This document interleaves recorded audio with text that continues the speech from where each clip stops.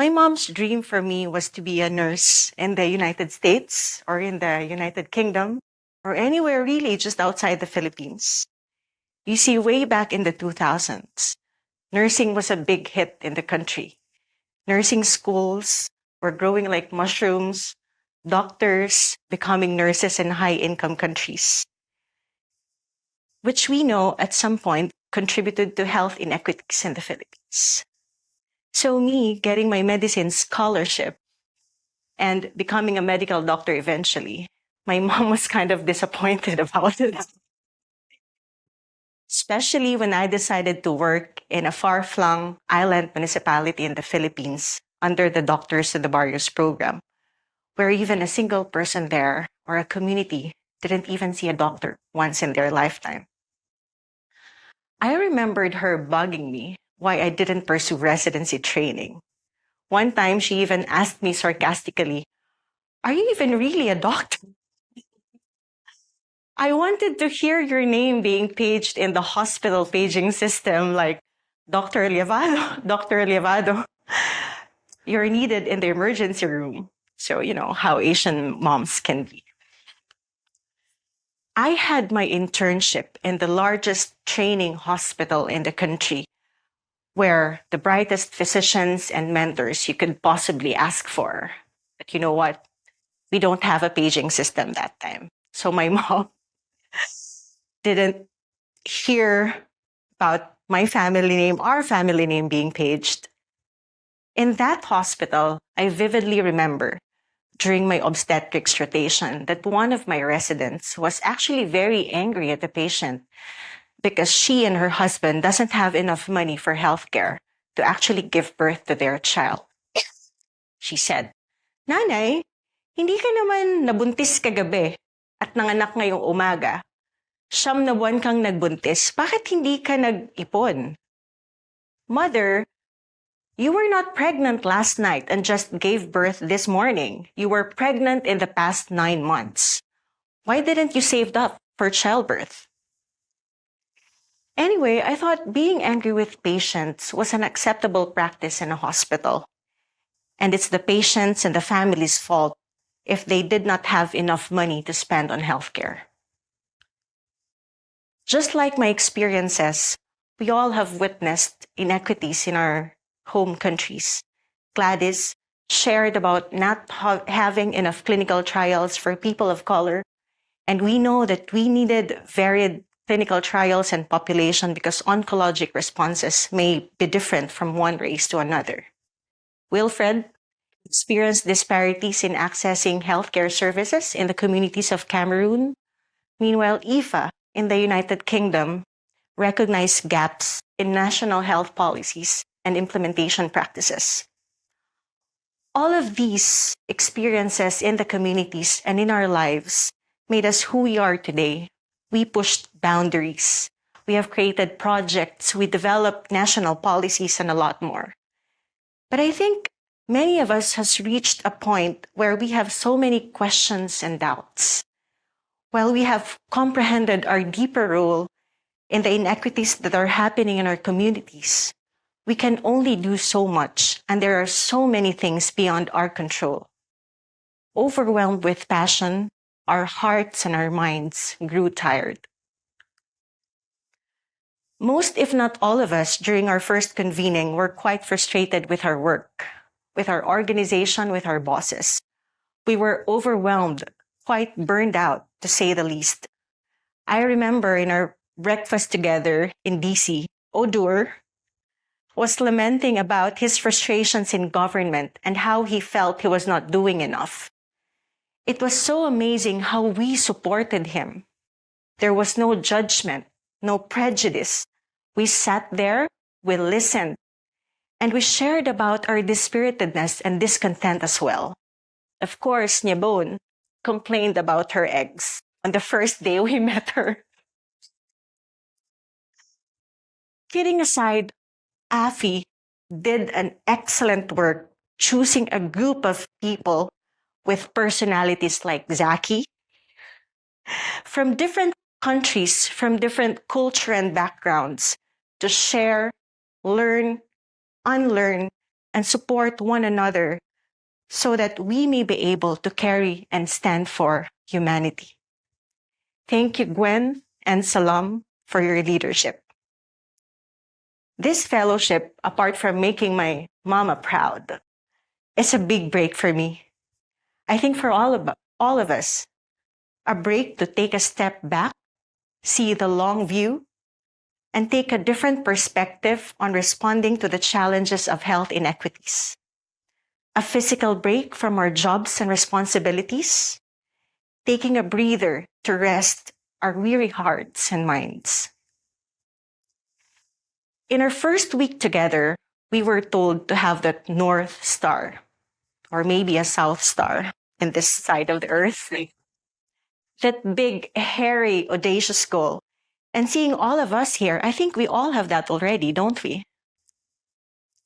In the past 2 years, senior fellow in AFHE, Nika, and another senior fellow in Southeast Asia, Beverly, in our own way, focused on preventing misuse of cancer funds, whilst at the same time lobbying for the increase in the allotment of cancer funds in the Houses of Congress. With this advocacy, cancer budget for patients accessing care in government hospital increased from $2.3 million in 2021 to $31 million in the current year. The coverage for Cancer Assistance Fund, with its goal of decreasing, if not totally preventing, out-of-pocket expenses for cancer care, was expanded to cover prevention and early detection instead of just focusing on treatment and diagnostics. We hope that by 2025, the proposed increase of cancer allotment to $60 million in the Philippines will cover intervention for improvement of survivorship and palliative care.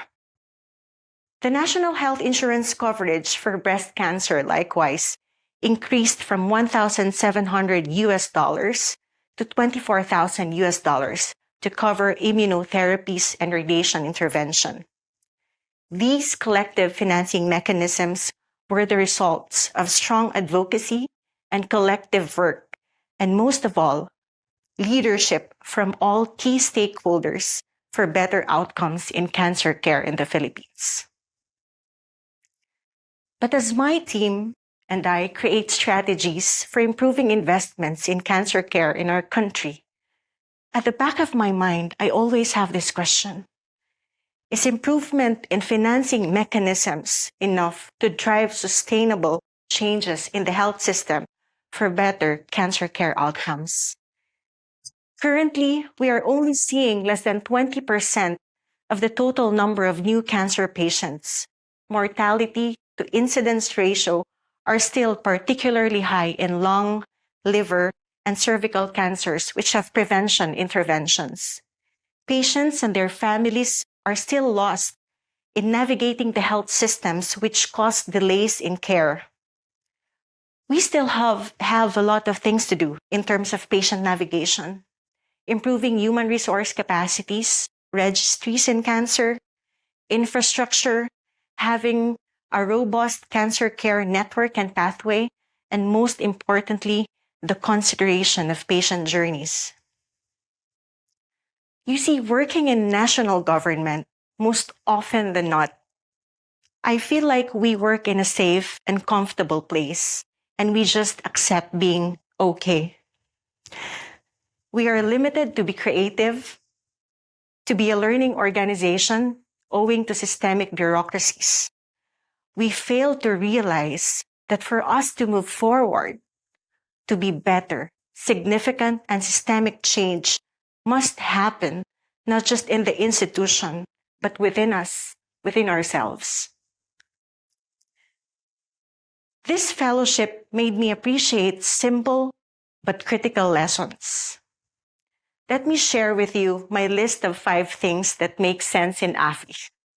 These are actually my aha moments for the year.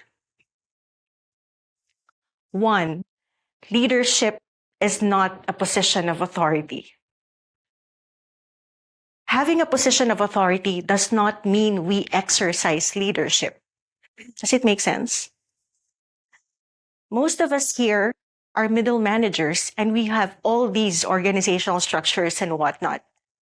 Rachel, in one of our classes, shared it was very difficult for her to be in a nursing leadership with power and authority to actually exercise true leadership. Remember how Kate and Cody just threw us into our breakout rooms without them as facilitators? In one of our first online sessions, Mario asked, is anybody of them coming to our group to actually facilitate? I think it wasn't just Mario. That might have been similar in other groups as well. But eventually, during those breakout sessions, we facilitated ourselves. The learning in class was de novo. In our reflections, we practiced leadership by facilitating conversations, asking difficult, open, and honest questions, and most of all, listening. The second thing that is my aha moment is that asking why 3, 4 times or more to get to the fundamental cause of the problem. Remember the movable feast in Baltimore?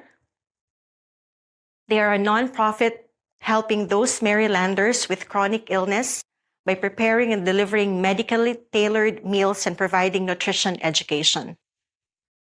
Movable feast is a classic example of going deeper into that iceberg.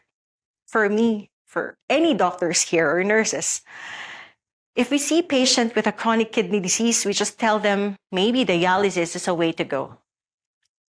But we didn't realize that even if that patient goes to hemodialysis religiously, if food is insufficient and inappropriate, the dialysis won't do so much because of lack of nutrition. Carol, in one of our conversations, I asked her, why soccer?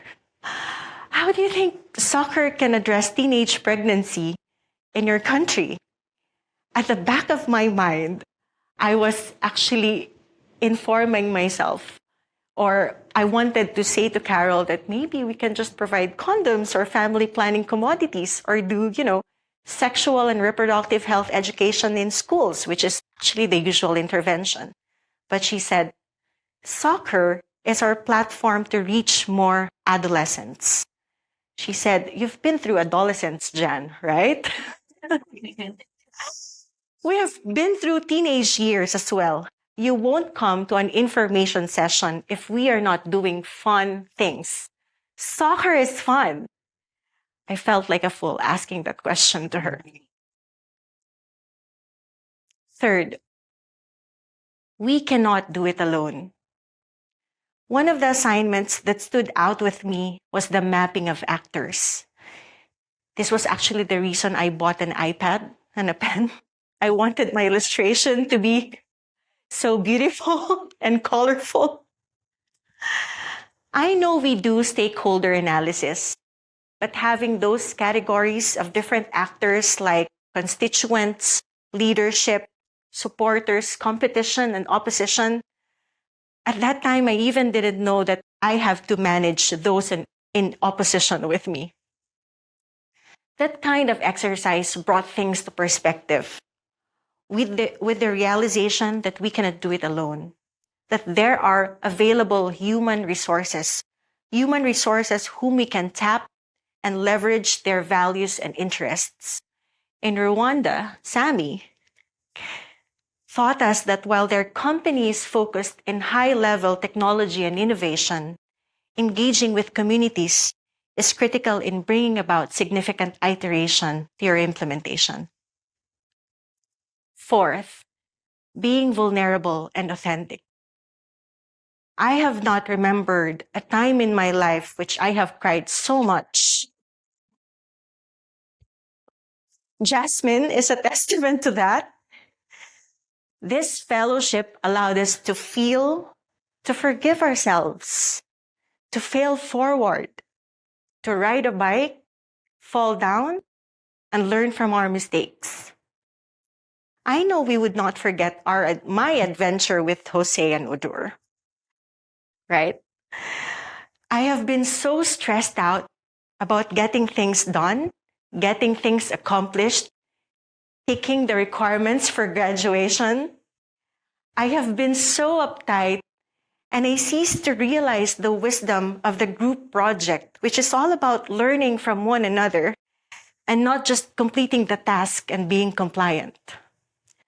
Vulnerability in leadership enable us to be open and honest about one's strengths and weaknesses, admitting mistakes, and seeking feedback and support from others. Lastly, we need to rest, do self-care. We need respite. Emily, Salima, Hina, and all of us even enjoy the bikes, the hike, and the farm-to-table food in Botaro. We need rest for the next day to fight another battle, to become a better leader, a happier and healthier person. Let me end this talk by reminding us of the words of Professor Akiki. As leaders for health equity, we will be broken. Therein lies the beauty of the broken pot, the opportunity to be remodeled according to the use of the pot. Be willing to be and serve as a broken pot. It is the only way we can contain, hold, and use the tools to serve. As leaders in health equity, this is our story. We are broken, but we are connected. This is our wholeness. Padayon, damo nga salamat.